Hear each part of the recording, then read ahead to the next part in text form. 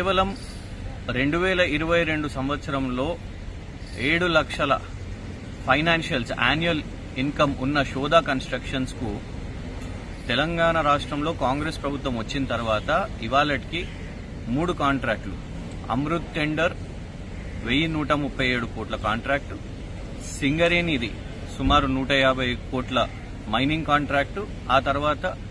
Dindi lift irrigation 365 కోట్ల contract కేవలం 7 లక్షల ఫైనాన్షియల్స్ ఉన్న కంపెనీకి మాత్రం అంత పెద్ద కాంట్రాక్ట్లు ఎందుకు వచ్చినాయంటే అది సీఎం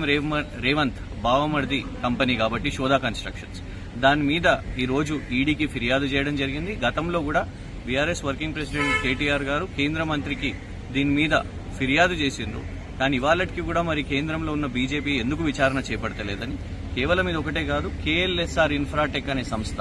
గతంలో రేవంత్ గారు పీసీసీ ప్రెసిడెంట్ గా కాంగ్రెస్ ఎంపీగా ఉన్నప్పుడు